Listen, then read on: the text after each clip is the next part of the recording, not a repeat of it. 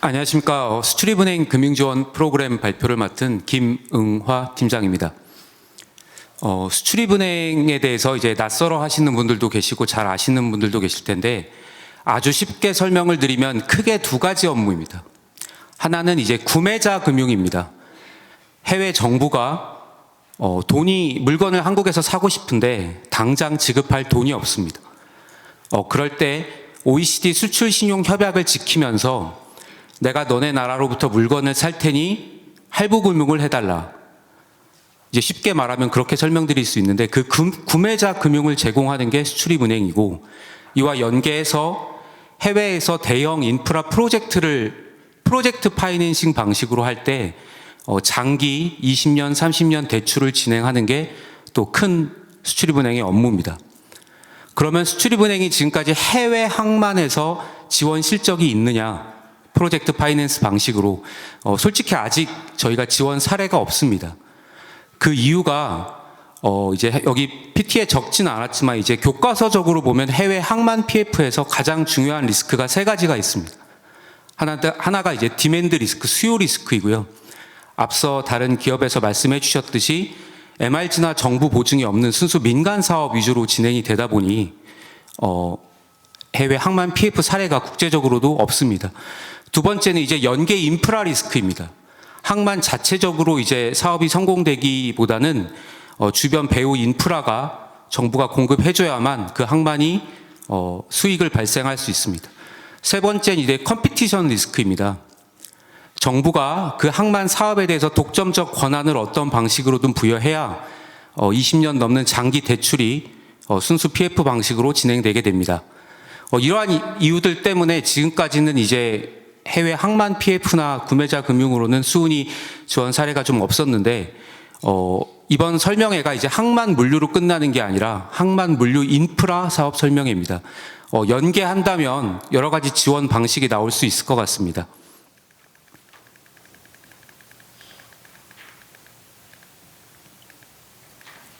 편의상 그러면 어떤 그림으로 지원할 수 있는지 먼저 설명을 드리고 지원 상품은 나중에 하나하나 간단히 설명드리겠습니다. 먼저 이제 앞서 말씀드린 대로 구매자 금융이나 PF 방식이 이제 차주가 외국인이 되는 방식이라면 그 외에도 국내 기업 앞 기업금융도 저희가 지원을 하고 있습니다. 먼저 G2G 방식으로 여러 정부 사절단과 협력을 해서 대형 프로젝트 수주를 지원을 하고 있고요. 두 번째는 이제 국내 기업이 해외 건설 공사를 수주했을 때 그에 대한 제작 자금이나 이행성 보증을 지원을 하고 있습니다. 또한 이제 국내 기업이 해외 물류 기업이나 관련 회사를 인수하려고 할 때 기업금융 방식으로 인수 자금을 지원할 수 있고 또 최근에 공급망 이슈도 이제 나오고 저희가 공급망 기금도 위탁 운영할 예정이기 때문에 국가 경제적으로 공급망에 기여할 수 있는 해외 사업이 있다면 이 역시 기업금융 방식으로 지원할 수 있습니다. 그 다음에 맨 앞에 말씀드렸듯이 이제 코어 업무인 구매자 금융과 해외 PF도 현재는 지원 사례가 없지만 해외 건설 공사를 해외 발주처가 개도국 정부 자금으로 지급하고자 하거나 또한 국내 기업이 사업주로서 참여를 하는 투자개발형 사업이 뱅커빌리티를 확보한다면 이 역시 지원 가능합니다. 또 최근에 관심이 워낙 많으신 이제 최근에 고금리 상황이기 때문에 개도국 인프라 사업이 좀 추진에 어려움을 겪고 있고 그러다 보니 이제 EDCF 같은 양어성 자금에 개도국 정부가 관심을 많이 갖고 있습니다. 수은 금융, 상업적 금융과 EDCF 양어성 금융을 합한 복합 금융 방식으로 사업을 개발하고자 합니다.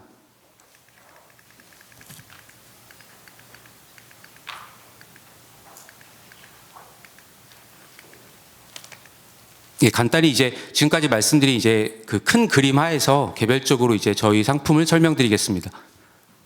수출 촉진 자금입니다.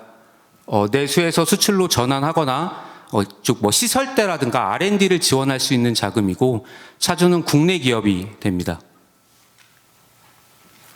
이제 수출 성장 자금이라고 이건 이제 EPC 건설사보다는 기자재를 수출하는 이제 수출입 기업들이 수출에 필요한 제작을 약간 여유자금 성격으로 이제 운영하시고 싶을 때 과거 수출 실적 베이스 안에서 기업금융 방식으로 진행되는 상품입니다. 이제 일종의 제작 자금이라고 볼 수 있는 수출 이행 자금입니다. 차주는 역시 국내 기업이 되겠고, 통상 국내 EPC 기업이 해외에서 EPC 공사를 수주했을 때 그 대금 회수에 필요한 자금을 기업금융 방식으로 지원하고 있습니다.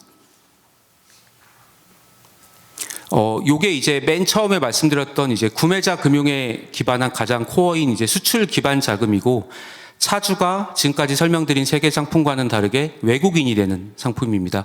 외국 정부 혹은 외국 발주처가 차주가 되고,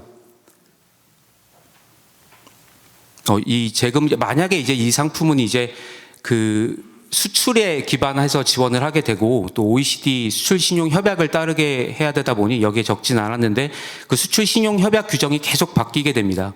뭐 예를 들어서 수출 지원 금액은 수출 계약 금액의 총 85% 정도이고, 최장 상환 기간은 약 15년이고, 또 이런 이제 그 규정이 OECD 회의를 통해서 지속적으로 바뀌게 됩니다. 15년이 12년이 될 때도 있고, 또 친환경 사업인 경우는 20년까지도 지원이 가능하고, 현지 통화도 지원 가능하고, 이제 연마다 개최되는 수출 신용 협약을 통해서 지원이 되고, 요거는 이제 OECD WTO 하에서 보조금으로 규정되지 않습니다. 요건 이제 성격을 조금 달리해서 이제 수출에 기반한 자금이 아니라 이제 국내 기업 앞으로 그 필수 원자재 같은 수입에 들어가는 자금을 지원하는 수입 자금입니다. 이제 국내 기업이 해외 사업을 진행하실 때, 해외 투자 법인을 세우실 때 그 들어가는 투자 자금을 대출할 수 있는 해외 투자 자금입니다. 역시 기업금융 방식으로 진행됩니다. 요게 이제 맨 앞에 설명드렸던 대로 이제 장기 PF 방식일 경우에 가장 많이 활용하는 상품이고, 국내 기업이 현지 투자 법인을 설립하신 다음 그 법인이 시설대라든가 운영대라든가 장기적으로 해외 사업을 영위하실 때 필요한 자금을 지원하는 PF 대출로 활용될 수 있는 현지 법인 사업자금 대출입니다. 요건 이제 수출에 기반하는 게 아니고 국내 기업의 해외 사업에 기반하기 때문에 수출 신용 협약을 적용받지 않습니다. 즉 대출 기간이 보다 길고 지원 금액도 탄력적으로 운용됩니다. 수은 규정상 맥스 대출 기간은 30년이고, 예를 들어 우량 중동 사업주가 운영하는 이제 해외 담수 사업 같은 경우도 최장 30년까지 PF 대출을 다른 상업은행과 IB들과 협조융자 방식으로 진행하게 됩니다. 이제 이름이 조금 생소하실 텐데, 이건 이제 지금까지 수출에 기반한 어떤 그 해외 구매자 금융이 아닌 해외 건설공사, 즉 항만 같은 경우도 이제 기자재가 한국에서 나가는 부분이 좀 적을 것 같습니다.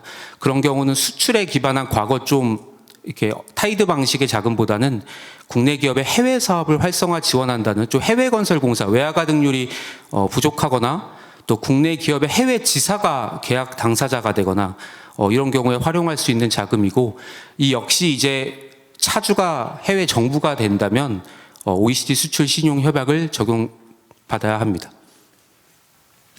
모두들 잘 아시는 이제 이행성 보증 상품입니다. 기업금융 방식으로 진행을 합니다. 이거 이제 지금까지는 대출이었는데, 수은이 직접 자금을 국제금융시장에서 조달해서 지원을 하면 대출이고, 국제상업은행들이나 국내 민간은행이 대출을 하고 그 위험을 수은이 대신 지면 그게 보증이 됩니다.